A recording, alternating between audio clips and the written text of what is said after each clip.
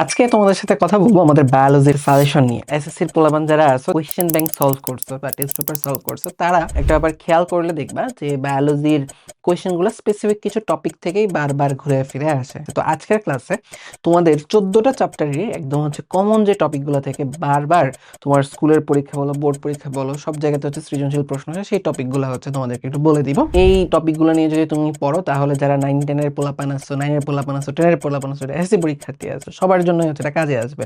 তোমার স্কুলের pre test বলো, টেস্ট বোর্ড পরীক্ষা বলো, অর্ধবার্ষিক বার্ষিক সব পরীক্ষাতে দেখবে এখান থেকে ইনশাআল্লাহ কমন পাবা। হ্যাঁ, তাহলে চলো আমরা শুরু করি। তো ফার্স্টে আমাদের আছে আমাদের 1 নাম্বার চ্যাপ্টার জীবন পাঠ। জীবন পাঠের শুরুতে দেখো চ্যাপ্টারের শুরুতে তুমি দেখবা জীব জগতের ভাগ আছে, ভৌত, ফলিত জীববিজ্ঞান, এগুলো থেকে সৃজনশীল ক খ আসবে। আজকের ক্লাসে আমি গ ঘর ইম্পর্টেন্ট টপিক বলবো। তুমি যদি এখান থেকে দেখো, গ ঘরের জন্য সবচেয়ে ইম্পর্টেন্ট টপিকগুলোর মধ্যে আছে এই চ্যাপ্টার থেকে থাকবে এই যে তোমার 5টা রাজ্যের বৈশিষ্ট্য। এটা খুবই খুবই খুবই খুবই ইম্পর্টেন্ট। তাহলে এখান থেকে কোয়েশ্চেনগুলো কিভাবে আসবে ভাইয়া? এখান থেকে কোয়েশ্চেনগুলো আসবে যে উদ্দীপকে কোনো একটা জীবের বা প্রাণীর ছবি দিবে, দিয়ে বলবে যে এটার বৈশিষ্ট্যগুলো লিখো, হ্যাঁ, এটাকে শনাক্ত করো। এভাবে প্রশ্ন আসতে পারে। আবার আসতে পারে যে 2টা তোমার ছবি দেয়া থাকবে বা 2টা প্রাণীর বা 2টা জগতের এক্সাম্পল দেয়া থাকবে উদ্দীপকে, এরপর বলবে যে এটা তুলনা করো। এছাড়া আসতে পারে যে এর মধ্যে কে বেশি উন্নত, কে অনুন্নত, এটা বলো। তো ঘুরে ফিরে দেখো, সবকিছু জানার জন্য তোমাকে যেটা জানতে হবে, এই 5টা রাজ্যের বৈশিষ্ট্য জানতে হবে, 5টা রাজ্যের এক্সাম্পল গুলো তোমাকে জানতে হবে। হ্যাঁ, তো এরপর তুমি দেখো মানুষের শ্রেণীবিন্যাস। মানুষের শ্রেণীবিন্যাস এইটা অন্যতম গুরুত্বপূর্ণ একটা টপিক। এখান থেকে তুমি সৃজনশীলের ক খ গ ঘ সবকিছুই পাবা। মানুষের শ্রেণীবিন্যাস থেকে গ ঘতে যে প্রশ্নটা আসবে যে মানুষের শ্রেণীবিন্যাস বর্ণনা করো, তো তোমাকে তখন বইয়ে যা আছে সবকিছুই লিখতে হবে। জগৎ, পর্ব, শ্রেণীবর্গ, গোত্রগণ, প্রজাতি, এরকম সিরিয়ালি এই যেরকম ভাগে করে লিখতে হবে। কে কার মানুষের জগৎ কোনটা, বর্গ কোনটা, শ্রেণী কোনটা, গোত্র কোনটা, সব তোমাকে লিখতে হবে, এবং কেন সে ওই গোত্রের অধিকারী এটা তোমাকে লিখতে হবে। এটা যখন তোমার গ ঘয়ের প্রশ্ন আসবে। এছাড়া ক খতে আসতে পারে যে মানুষের গোত্র কি, বা মানুষের বর্গ কি, বা কেন মানুষকে প্রাইমেট বলা হয়। হ্যাঁ, তো এইরকম তোমার কতে বা খতে প্রশ্ন আসবে। তো এই টপিকটা ভালো করে পড়বা। আরেকটা টপিক আছে তোমাদের সবচাইতে প্রিয়, সেটা হলো দ্বিপদ নামকরণ পদ্ধতি। এইখানে তুমি আসলে দেখবা এই জায়গাটা তুমি যদি খেয়াল করো, তোমাদের খুবই ফেভারিট একটা টপিক। তো তেমন কঠিন কিছু না। এই নামগুলাকে ইটালিক করতে হবে, আন্ডারলাইন করতে হয়, ঠিক আছে? কোনটা বড় হাতের, কোনটা ছোট হাতের, এই সব জিনিসগুলো তোমরা পারবা। তো আমি যদি বলি এখান থেকে সবচেয়ে ইম্পর্টেন্ট হলো এই যে এটা, যে 5টা রাজ্যের বৈশিষ্ট্য, এর থেকে আরেকটু কম ইম্পর্টেন্ট হলো এটা। হ্যাঁ, আরেকটু কম ইম্পর্টেন্ট হলো এটা, আরেকটু কম ইম্পর্টেন্ট হলো এটা। ওকে, তাহলে আমরা এখান থেকে এই টপিকগুলো এই সিরিয়ালে পড়বো। জীবকোষ ও টিস্যু তোমাদের সবচেয়ে অপছন্দের চ্যাপ্টার, কিন্তু এই চ্যাপ্টার থেকে দেখবা রেগুলারলি সহজ সহজ জায়গা থেকে প্রশ্ন আসে। সবচেয়ে সহজ প্রশ্ন আসে কোন জায়গা থেকে, মানে রেগুলারলি তুমি প্রশ্ন করতে জায়গা থেকে পাবা মাইটোকন্ড্রিয়া থেকে অনেক প্রশ্ন আসে, প্লাস্টিক থেকে অনেক প্রশ্ন আসে। তো এখান থেকে কি আসবে? মাইটোকন্ড্রিয়ার গঠন বর্ণনা করো, প্লাস্টিকের গঠন বর্ণনা করো, এদের চিত্র আঁকো। এই তো, গঠন চাইলে তোমাকে চিত্র দিয়ে দিতে হবে। হ্যাঁ, আর যেটা আসতে পারে এদের তুলনা, মাইটোকন্ড্রিয়া প্লাস্টিকের পার্থক্য আসতে পারে, এদের গুরুত্ব আসতে পারে, এদের কাজ আসতে পারে। হ্যাঁ, তো এই গুরুত্ব কাজ তোমাদের বইয়ে গোছানো নেই, তো তোমরা যদি পারো কোনো একটা গাইড বই থেকে দেখে নিতে পারো। আর এর থেকে এদের কাছাকাছি টাইপের গুরুত্বপূর্ণ আরেকটা টপিক আছে, সেটা ভাই নিউক্লিয়াস। নিউক্লিয়াস থেকেও তুমি রেগুলারলি প্রশ্ন পেয়ে যাবা। নিউক্লিয়াসের চিত্র, নিউক্লিয়াসের গঠন রেগুলারলি আসে। হ্যাঁ, আচ্ছা, এদের থেকে আরেকটু কম গুরুত্বপূর্ণ একটা টপিক আছে, সেটা কোষ প্রাচীর। মাঝে মধ্যে বলতে পারে যে কোষ প্রাচীরের গঠন বর্ণনা করো, কাজ করো। হ্যাঁ, আচ্ছা, এরপরে তুমি যদি এখানে আসো, দেখো এই যে সরল টিস্যু, জটিল টিস্যু, এই টপিকগুলো সমপর্যায়ের, তুমি ইম্পর্টেন্ট চিন্তা করতে পারো। এই সরল টিস্যু, জটিল টিস্যু, এগুলা থেকে তুমি মাঝে মধ্যে প্রশ্ন পাবা, এবং দেখা যায় তোমরা এইগুলার ভয়ে দেখা যায় এই চ্যাপ্টারটা পড়ো না। কিন্তু আমি বলবো পুরো চ্যাপ্টার না পড়লে অন্তত নিউক্লিয়াস পর্যন্ত ভালো করে তোমরা পড়বা, কারণ এখান থেকে রেগুলারলি তুমি সৃজনশীল পেয়ে যাবা। পেশি টিস্যু সোজা একটা টপিক, এখান থেকেও মাঝে মধ্যে প্রশ্ন আসে। স্নায়ু টিস্যু বলতে নিউরনের চিত্র বা গঠনটা, এখান থেকে তুমি প্রশ্ন পাবা। এখন তুমি দেখো ওই যে আবরণী কলা বা যোজক কলা, এইগুলা থেকে ধরো ডিরেক্টলি সৃজনশীলের গ খ তেমন একটা আসে না, এগুলো থেকে ক খ আসতে পারে। তো এর জন্য আমাদের আলোচনার মধ্যে ওই টপিকগুলো ওইরকম ভাবে আর নাই। হ্যাঁ, আচ্ছা, এরপর আমাদের তাহলে 2 নাম্বার চ্যাপ্টার দেখা হলো, এখন চলে আসি 3 নাম্বার চ্যাপ্টারে। 3 নাম্বার চ্যাপ্টার থেকে দেখো ভাই, মাইটোসিসের পর্যায়সমূহ তুমি সেই ক্লাস 8 থেকে পড়ে আসতেছো, খুবই ইম্পর্টেন্ট। এখানে আসলে কোনোটাই কোনোটাই বাদ দেওয়ার মতো না। মাইটোসিসের পর্যায় খুবই ইম্পর্টেন্ট, হ্যাঁ? খুবই ইম্পর্টেন্ট একটা টপিক। মাইটোসিসের গুরুত্ব ওইটা ধরো হচ্ছে মোটামুটি ইম্পর্টেন্ট একটা হচ্ছে টপিক, এবং মাইটোসিসের প্রক্রিয়া গুরুত্ব একটু কম ইম্পর্টেন্ট, কিন্তু এগুলো থেকেও আসে, মানে সবগুলো থেকে তুমি কিন্তু প্রশ্ন পাবা। ফালানোর মতো কোনো টপিক এখানে নাই।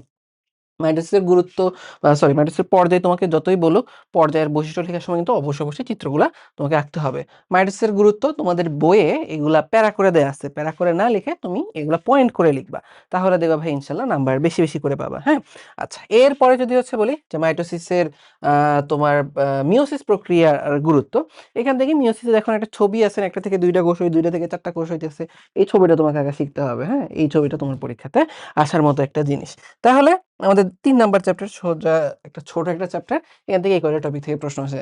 ৪ নাম্বার চ্যাপ্টার ছোট মরিচের ঝাল বেশি। এখান থেকে হচ্ছে অনেক টপিক থেকে প্রশ্ন আসে, হ্যাঁ? যেমন হচ্ছে সালোক সংশ্লেষণের আলোক নির্ভর প্রক্রিয়া। ওইখানে দেখবা তোমরা যারা আমাদের ক্লাসগুলো হইতেছে হচ্ছে কোর্সও, আমাদের ফ্রি ক্লাসগুলো এখানে দেখবা আলোক নির্ভর প্রক্রিয়া সুন্দর করে তোমাদেরকে ৩ টা বিক্রিয়া দিয়ে পড়াইছে। ৩ টা বিক্রিয়া পড়লেই তোমার আলোক নির্ভর প্রক্রিয়া পড়া হয়ে যায়। আলোক নিরপেক্ষর মধ্যে কি আসবে? C3 আর C4 চক্রের পার্থক্য। এটাও খুবই কমন একটা প্রশ্ন যে C3 আর C4 চক্রের পার্থক্য বর্ণনা করো, হ্যাঁ? সালোক সংশ্লেষণের প্রভাব সময় এটা মাঝে মধ্যে তুমি হচ্ছে পাবা। মাঝে মধ্যে কদাচিৎ প্রশ্ন আসে, তেমন একটা আসে না। শ্বসন প্রক্রিয়ার ধাপসমূহ। এইটা এই চ্যাপ্টারের সবচাইতে ইম্পর্টেন্ট কোয়েশ্চেন গুলার একটা। যে শ্বসনের যে ধাপগুলো আছে, গ্লাইকোলাইসিস, পাইরুভি ইয়া ক্রেব অ্যাসিটাইল কোয়ের সৃষ্টি, ক্রেবস চক্র, এদের বর্ণনা জানতে চায়। এবং এখানে শুধু একটা ফ্লোচার্ট আছে না, একদম গ্লাইকোলাইসিস থেকে শুরু করে ক্রেবস চক্র, এটা ফ্লোচার্ট, এই ফ্লোচার্টটা তোমাকে জানতে হবে। সেম লেভেলের ইম্পর্টেন্ট কোয়েশ্চেন হলো শক্তির হিসাব, যে কোন ধাপে কতগুলো এটিপি তৈরি হয়। খুবই ইম্পর্টেন্ট কোয়েশ্চেন, খুবই ইম্পর্টেন্ট কোয়েশ্চেন। অবাত শোষণ থেকে মাঝে মধ্যে প্রশ্ন তুমি পাবা। সালোক সংশ্লেষণের আর শ্বসনের গুরুত্ব, এটা থেকে দেখা যাবে তুমি মাঝে মধ্যে হচ্ছে প্রশ্ন পেয়ে যাবা। তো দেখো এখানকার সবচেয়ে ইম্পর্টেন্ট টপিক হচ্ছে, তাইলে আমরা কি বুঝলাম? শ্বসনের ধাপগুলার এটিপির হিসাব, আর বাকিগুলো হচ্ছে মোটামুটি টাইপের হচ্ছে ইম্পর্টেন্ট, হ্যাঁ? আচ্ছা, ৪ নাম্বার চ্যাপ্টার যদি পড়া হয়, এখন আমরা চলে যাই আমাদের ৫ নাম্বার চ্যাপ্টারে। ৫ নাম্বার চ্যাপ্টার থেকে যদি বলি, চ্যাপ্টারের শুরুতে অনেক কথাবার্তা আছে। তুমি দেখবা তোমার চ্যাপ্টারের শুরুতে আচ্ছা, এখানে একটা জিনিস আমি স্লাইডে তুলতে ভুলে গেছি। এটা লিখে দেই স্লাইডে। সেটা হলো উদ্ভিদের খনিজ পুষ্টি। উদ্ভিদ খনিজ পুষ্টি। উদ্ভিদের খনিজ পুষ্টি থেকে তুমি মাঝে মধ্যে কোয়েশ্চেন পেয়ে যাবা। উদ্ভিদের খনিজ পুষ্টি থেকে তুমি মাঝে মধ্যে কোয়েশ্চেন পাবা। মাঝে মধ্যে কোয়েশ্চেন পাবা। মানে এখান থেকে প্রচুর প্রশ্ন সেরকম না। তবে ভালো জিনিস জায়গা থেকে প্রশ্ন, যেমন নাইট্রোজেনের কাজ কি? ক্লোরোসিস কি? কেন হয়? এরকম ভালো কিছু কোয়েশ্চেন এখান থেকে আসে। তোমরা যারা বুদ্ধিমান তারা যেটা করবা, তুমি চিন্তা করে দেখো, তুমি যদি সৃজনশীলের গ, ঘ এর জন্য প্রশ্ন পড়তে চাও, তাহলে প্রশ্নটা কিরকম আসবে? প্রশ্নগুলা হয়তো আসবে হচ্ছে অনেকটা এরকম। যে টপিকগুলা বড়, যেমন নাইট্রোজেন এর কাজগুলা দেখবে, অনেকগুলা কাজ দেয়, সেইটা পড়বা। এখন তুমি গিয়ে যদি দেখো মোলিবডেনামের কাজ করতেছো, এটা কি তোমার গ-ঘতে আসবে না? আসবে না তো। ছোট একটা জিনিস, তাই না? তো বা ক্লোরোসিস একটা ইম্পর্টেন্ট টপিক। জাস্ট ক্লোরোসিসটা পড়ে যেতে পারো গ-ঘ এর জন্য চিন্তা করে। পানির গুরুত্ব মাঝে মধ্যে হচ্ছে আসতে পারে। তোমাদের বইয়ে দেখবে পানির ৩ টা কাজ আছে। পানির বর্ণনার মধ্যে গিয়ে দেখবে ৩ টা কাজ আছে, ওইটা মাঝে মধ্যে হচ্ছে আসতে পারে। রাফেজের গুরুত্ব এটাও ধরো মাঝে মধ্যে দিতে পারে। কিন্তু তেমন একটা এরকমভাবে আসে না। রাফেজের দেখবো অনেকগুলা কাজ আছে। তোমাদের বইগুলা পয়েন্ট আকারে লিখবা। পানির গুরুত্ব আসুক, রাফেজের গুরুত্ব আসুক, অবশ্যই ভাইয়া পয়েন্ট করে লিখবা। খাদ্য পিরামিড। খাদ্য পিরামিড থেকে মাঝে মধ্যে হচ্ছে প্রশ্ন হচ্ছে আসতে পারে। কিন্তু ওইটাও তুলনামূলকভাবে কম। খুবই ইম্পর্টেন্ট হলো, সেটা হচ্ছে বিএমআর আর হচ্ছে বিএমআই। ঠিক আছে? বিএমআর আর হচ্ছে তোমার বিএমআই। তো এখানে আমাদের হচ্ছে বিএমআইটা হচ্ছে বাদ গেছে লিখা। বিএমআইটা হচ্ছে লিখে দেই। বিএমআর আর বিএমআই। তো এটা হচ্ছে তোমাকে একটু ভালো করে পড়তে হবে। এই চ্যাপ্টার ইম্পর্টেন্ট টপিক, এবং এই টপিকগুলো থেকে তুমি যদি কোয়েশ্চেন অ্যান্সার করো ছাকা নাম্বার, কারণ এগুলো অঙ্কতে তো তোমার ভুল হবে না। তো বায়োলজিতে নরমালি তোমার স্কুলে বোর্ড পরীক্ষাতে দেখবা ৩ এ ৩ ৪ এ ৪ দেয়, কিন্তু স্কুলে কখনো 3 এ 3 4 এ 4 দেয় না। কিন্তু অঙ্ক করলে অঙ্ক মিলে তোমাকে দিতেই হবে। তাইলে এই কারণে বিএমআর বিএমআই এই টপিকগুলো ভালো করে পড়ো। তুমি পুরো চ্যাপ্টার পারো না, সমস্যা নাই। তো বিএমআর বিএমআই এই টপিকগুলো অবশ্যই ভালো করে পড়ে ফেলবা, হ্যাঁ? আচ্ছা, তাইলে এখান থেকে আমরা কি দেখলাম? যে বিএমআর বিএমআই এটা ভালো করে পড়তে হবে। খাদ্যের ক্যালোরির মান হিসাব, গিয়ে বলবে অমুক এত গ্রাম চাল খাইছে, ডাল খাইছে, ওটা বলতে কত ক্যালোরি শক্তি আছে। তো ওই ক্ষেত্রেও তোমাকে হচ্ছে এটার হিসাবটা জানতে হবে। এটা একটু কম আসে, বাট আসার মতো একটা জিনিস, হ্যাঁ? পরিপাক গ্রন্থির বর্ণনা এখান থেকে তুমি ভালো করে কি পড়া ভাইয়া জানো? এখান থেকে তুমি ভালো করে পড়ে ফেলবা যকৃৎ, ঠিক আছে? এখান থেকে তুমি ভালো করে পড়বা, যকৃৎ পড়বা আর অগ্ন্যাশয় পড়তে পারো। আর হচ্ছে অঘ্নাশয় পড়তে পারো এই ২ টা। এখান থেকে বেশি ইম্পোর্টেন্ট কোনটা? যকৃৎ। বেশি ইম্পোর্টেন্ট হলো ভাই এখানে যকৃৎ, হ্যাঁ? তাহলে যকৃৎটা এখান থেকে ভালো করে পড়বা, অগ্ন্যাশয়টা একটু দেখলে দেখলা, হ্যাঁ? আচ্ছা, তারপর খাদ্য পরিপাক প্রক্রিয়া। এইটা ধরো খুবই ইম্পোর্টেন্ট একটা টপিক, যে খাদ্য পরিপাক প্রক্রিয়া। তোমার খাদ্য পরিপাক প্রক্রিয়া বলতে কি, তুমি দেখবে যে মুখে খাবারের পরিপাক হয়, শর্করার কি পরিপাক হয়, তারপর পাকস্থলীতে গেলে প্রোটিনের কি পরিপাক হয়, ক্ষুদ্রান্ত্রে সবগুলা খাবারের কি ধরনের পরিপাক হয়। তুমি দেখবা তোমার বইয়ে এরকম কিছু রাসায়নিক ক্রিয়া বিক্রিয়া দেয়া আছে। তো ওই অনুসারে তোমাকে হচ্ছে ওই বিক্রিয়াগুলো পরীক্ষার খাতাতে লিখতে হবে। এটা এই চ্যাপ্টারের অন্যতম কমন একটা প্রশ্ন, হ্যাঁ? বিভিন্ন রোগ। এই যে দেখো আমরা নতুন করে একটা জিনিস দেখবো এখন, সবগুলা লাস্টের টপিকের লাস্টে দেখবা বিভিন্ন রকমের রোগ। এখানে আমি একটা স্টার দিব।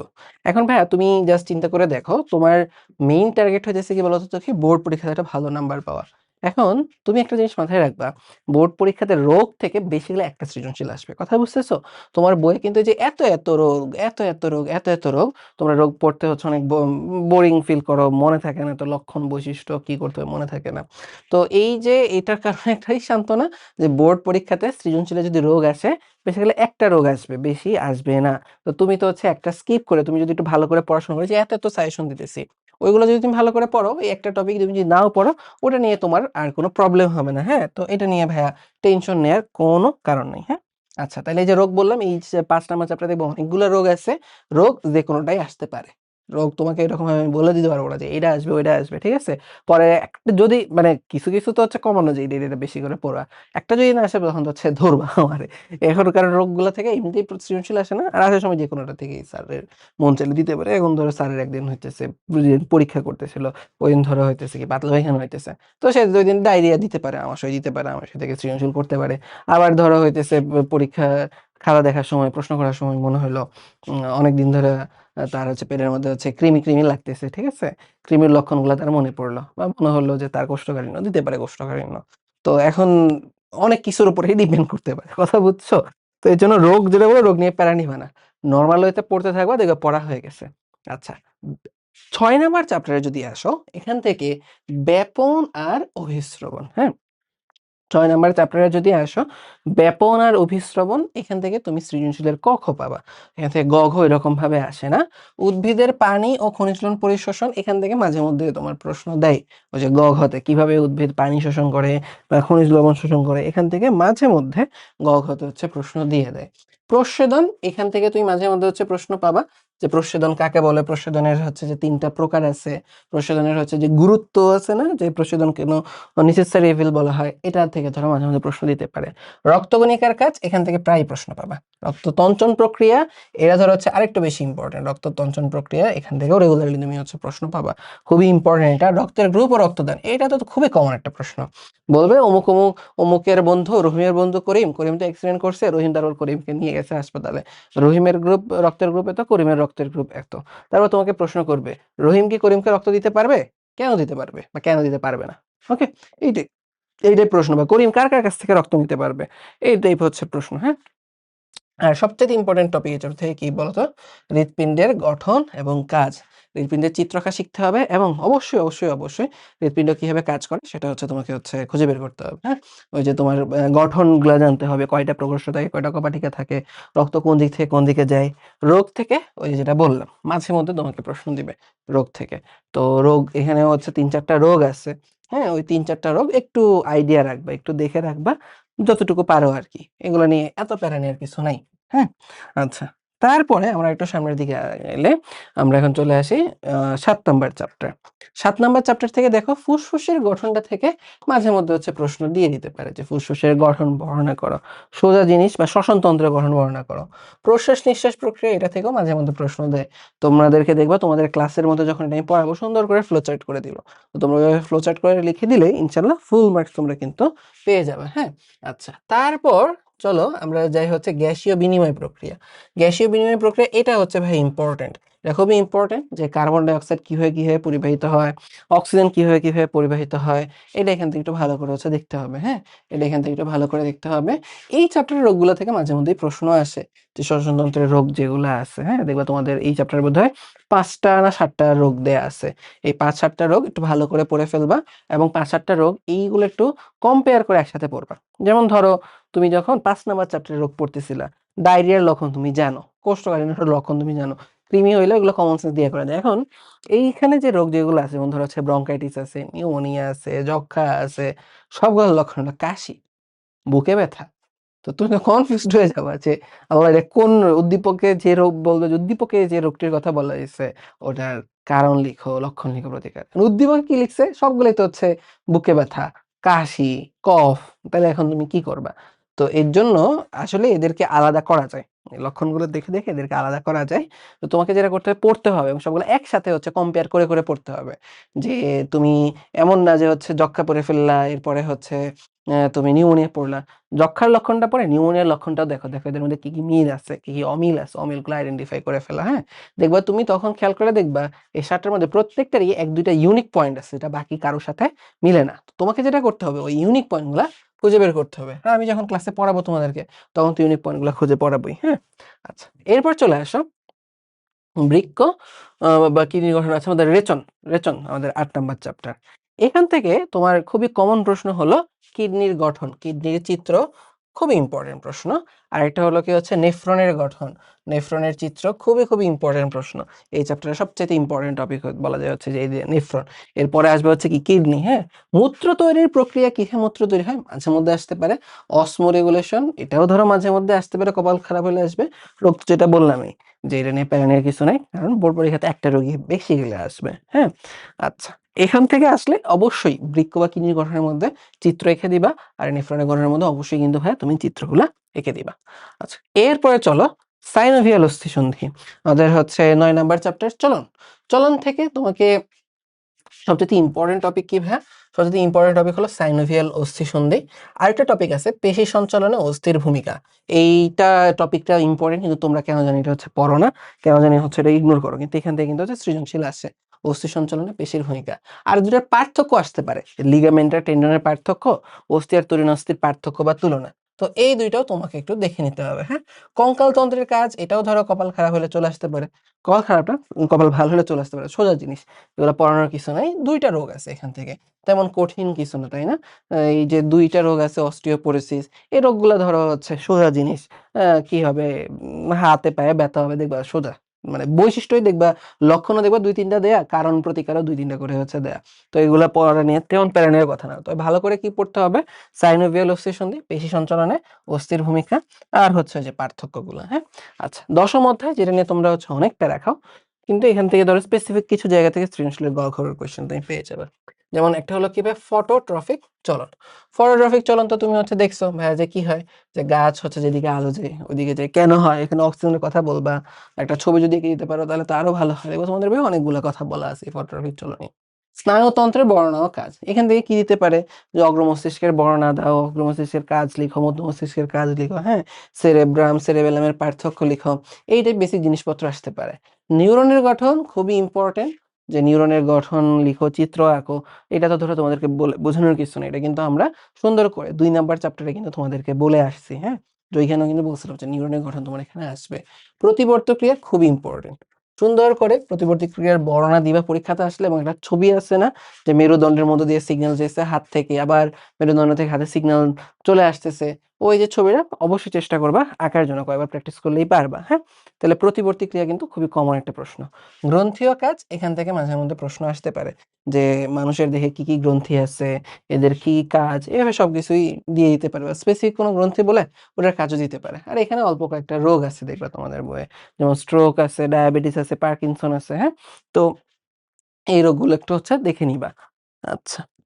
এরপরে চলে আসো জীবের প্রজনন। এখান থেকে প্রত্যেকটা টপিক ইম্পর্টেন্ট। স্বপরাগায়ন, পরপরাগায়ন। এখানে কি প্রশ্ন আসে? স্বপরাগায়নের বৈশিষ্ট্য লিখো, পরপরাগায়নের বৈশিষ্ট্য লিখো, অথবা স্বপরাগায়ন পরপরাগায়ন তুলনা করো, স্বপরাগায়ন পরপরাগায়নের সুবিধা কি অসুবিধা কি, পরপরাগায়নের সুবিধা কি অসুবিধা কি, অনেক টাইপের প্রশ্ন আসতে পারে এখান থেকে, হ্যাঁ। তারপর চলে আসে পরাগায়নের মাধ্যম। এখানে যেটা দিতে পারে, 2 টাইপের পরাগায়নের মাধ্যমের তুলনা করো, 2 টাইপের পরাগায়নের মাধ্যমের তুলনা করো, পার্থক্য লিখো, অমুক পরাগায়নের মাধ্যমের বৈশিষ্ট্য লিখো, এই জাতীয় প্রশ্ন। পুং গ্যামেটোফাইটের উৎপত্তি, স্ত্রী গ্যামেটোফাইটের উৎপত্তি খুবই ইম্পর্টেন্ট।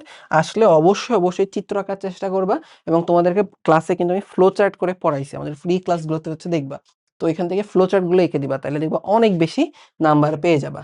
মানব ভ্রূণের বিকাশ, এটা ধরো হচ্ছে মানব প্রজনন থেকে ইম্পর্টেন্ট প্রশ্ন। অমরার কাজ, এটাও খুবই সোজা এবং ইম্পর্টেন্ট প্রশ্ন। তো এখানে মানব ভ্রূণের কাজ আর অমরার কাজ, মানব ভ্রূণের বিকাশ আর অমরের কাজ, এই দুটো টপিক ভালো করে এখান থেকে হচ্ছে পড়বা। রোগ, এই যে একবার দেখে নেবে, একটা রোগই চ্যাপ্টার আছে, সেটা হচ্ছে এইডস। তো তেমন কঠিন কিছু না এটা, হ্যাঁ। আচ্ছা, এরপরে চলে আসো আমাদের পরের চ্যাপ্টার, সেটা হলো বংশগতীয় বিবর্তন। আছে এই বংশগতীয় বিবর্তনের মধ্যে যদি আসো, দেখো আমাদের প্রথম গুরুত্বপূর্ণ যে টপিকটা এখানে আছে, সেটা হচ্ছে ডিএনএ এর গঠন ও কাজ। ডিএনএ অবশ্যই চিত্র আঁকা শিখতে হবে। ভৌত গঠন, রাসায়নিক গঠন, 2 রকমের গঠনেরই তোমার এখান থেকে চিত্র আঁকা শিখতে হবে। মেন্ডেলের পরীক্ষা আসবে, যে কেন মেন্ডেলের অনুপাত হচ্ছে কত, 3:1। কেন 3:1? তো পরীক্ষাটা করে তোমাকে এখান থেকে দেখাইতে হবে। ডিএনএ টেস্ট, এখান থেকে কপাল খারাপ হলে মাঝে মধ্যে প্রশ্ন আসতে পারে। লিঙ্গ নির্ধারণ, এখান থেকে তুমি হচ্ছে মাঝে মধ্যে হচ্ছে প্রশ্ন পেয়ে যাবা। এখান থেকে কিন্তু প্রশ্ন আসে যাবে, সন্তান ছেলে হয়েছে বা মেয়ে হয়েছে, এই জন্য আসলে কে দেয়, বাবা নাকি মা?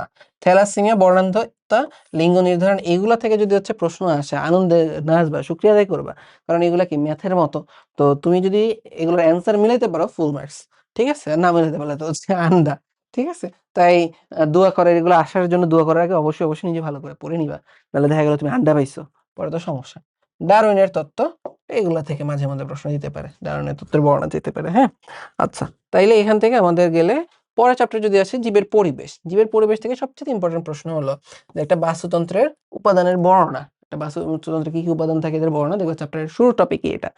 এইরকম সেম লেভেলের ইম্পর্টেন্ট টপিক হলো একটা আদর্শ পুকুরের বাস্তুতন্ত্র।